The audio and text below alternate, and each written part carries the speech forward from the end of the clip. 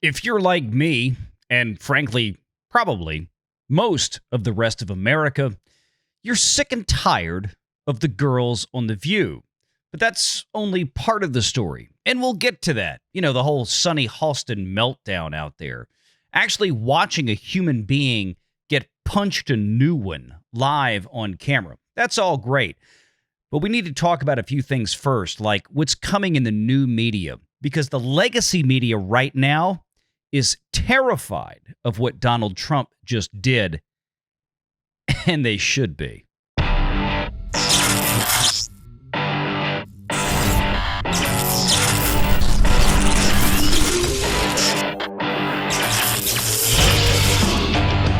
Renegade Online.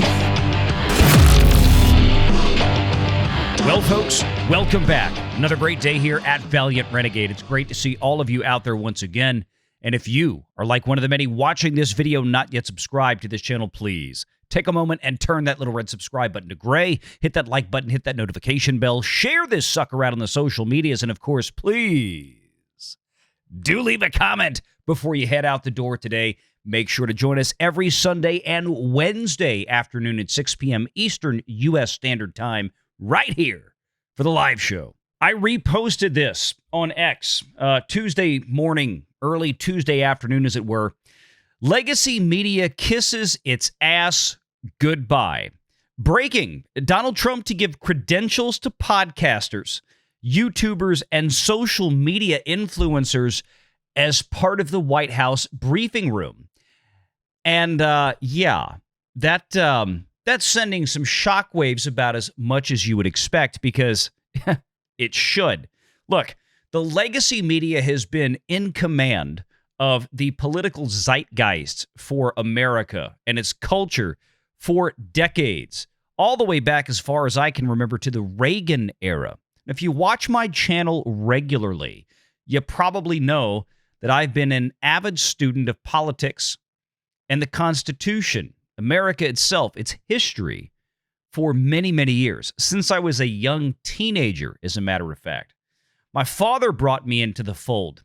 I grew up on Rush Limbaugh's TV show in my early teenage years when he started it, even though it only lasted a couple of years. Got into his radio program, listened to all sides of things, both left and right, came to my own conclusions, and, well, you know, some things were based in fact and others, frankly, weren't. And this is a real problem for those on the left. Always listen to what they say. Always listen even to their projections on things. You know, the things that they say that their opponents on the right are doing, when, funny enough, it's actually all the stuff that they are doing. It's a classic Marxist tactic known as deflection. And they really hate it when they lose their access. Just as a reminder to folks out there about what the First Amendment is, when Donald Trump in his first term wanted to remove certain folks from the White House press briefing room because of their insolence in some cases, they argued the First Amendment. They argued the freedom of the press. The problem is the freedom of the press, of course, is rather limited in terms of what that really means. It's not a catch-all for anything and everything the press wants to do. For example, freedom of the press under the First Amendment simply means that the press can state news and opinions, even that they so desire, in opposition to, say, the ruling members of government at that point, without fear of any type of legal reprisal, imprisonment, fines, or, you know, death penalties and things like that. What it does not confer is the unmitigated access to, say, the executive, the president, meaning that CNN or Fox News or anybody out there for that matter doesn't have a right to have access to the president to ask whatever the questions that they want to have asked whenever they want to ask them. That's a privilege that is actually handed down by the executive by even having daily press briefings in the White House. Now, it's been a tradition, but it's not a constitutional right of the press.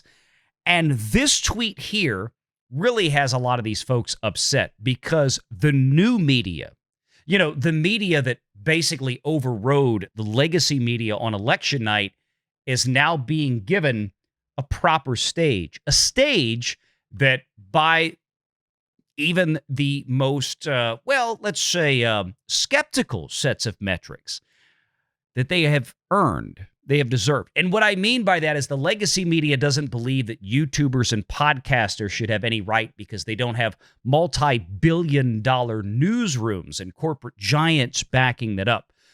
But what they do have, what they absolutely have proven at this point, is that they have an audience, and that audience is enormous. We've seen some of the numbers coming out since the presidential election. And who watched traditional legacy linear broadcast on both over-the-air and cable stations for election night, and the number of people that watched things on places like YouTube, for example, millions more, at least as many as those on linear broadcast and over-the-air.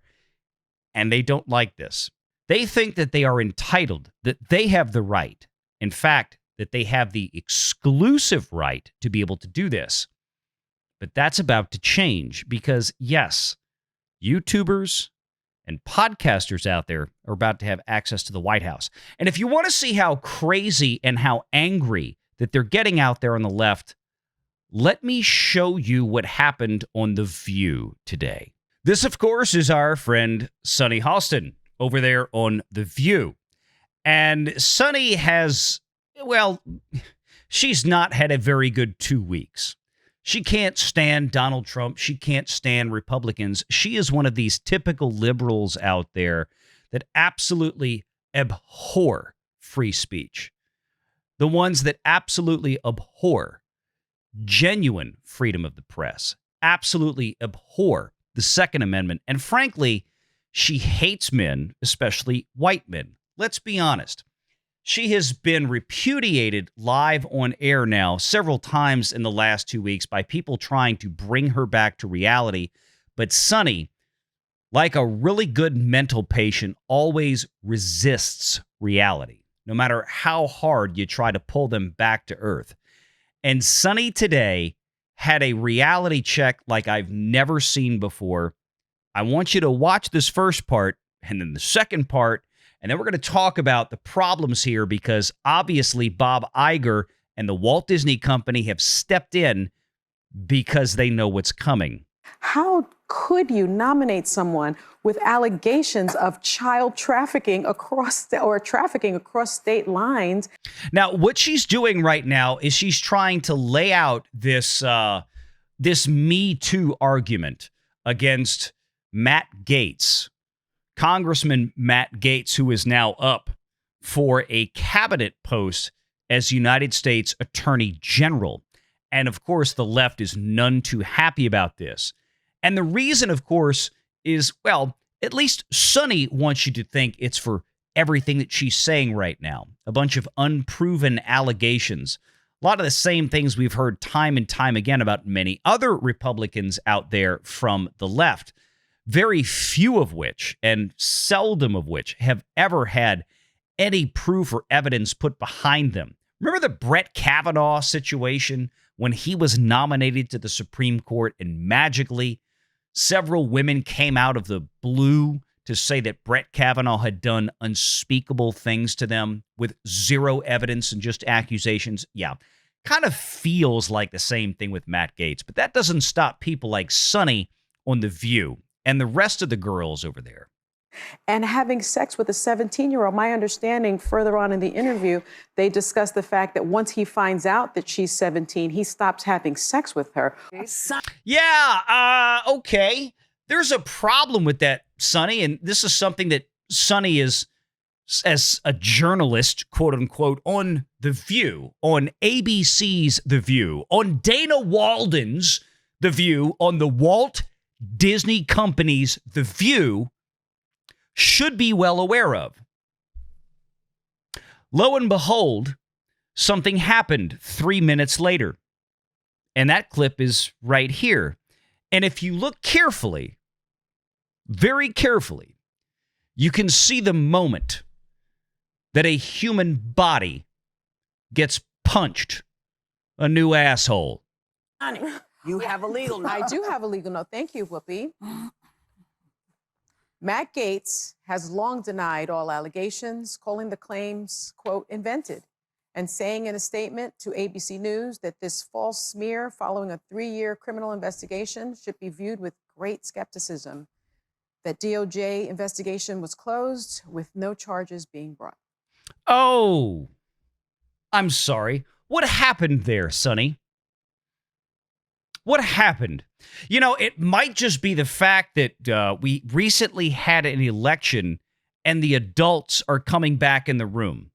The adults are going to be running the show again, and the angry, pissed off, overgrown children like you are just not going to be able to continue to libel and slander people anymore, be they politicians or private citizens. You can say what you want. You're a member of the press. You are free to express your opinions.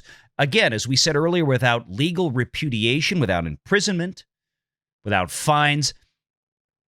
But that doesn't extend out to deliberately proselytizing lies about people, or at least things that, in the case of Matt Gaetz, where there has been actually no such evidence really presented apart from, as far as I'm aware, and I could be wrong, hearsay. And if the Department of Justice during the last 4 years decided not to pursue this, when your party had control at its most paramount levels, meaning that, yeah, you guys could have pretty much done whatever you wanted with Joe Biden and the puppets that were puppeteering this whole time, and it didn't happen, it seems to suggest to me that there was probably nothing there. And that's got you angry. But fortunately for the rest of America, it looks like maybe, just maybe, whether for good or ill, the Walt Disney Company itself clearly stepped in. Walt Disney Company Legal clearly stepped in here because they realized within seconds the comments that Sonny had made initially were going to be a massive problem with somebody who very well could be the new Attorney General of the United States. See, the left wants you to think it's not possible for him to actually get confirmed by the Senate, but things like this seem to suggest to me that, as a matter of fact, it is entirely possible. And the Brett Kavanaughing of Matt Gaetz, or maybe we could call it the Clarence Thomasing of Matt Gaetz, with bull crap like this. Tuesday night 2 weeks ago seems to clearly indicate that America has had enough of this shit. Sonny, from me to you. Disney, from me to you. ABC and Dana Walden, from me to you. Enjoy the next 4 years. You earned them.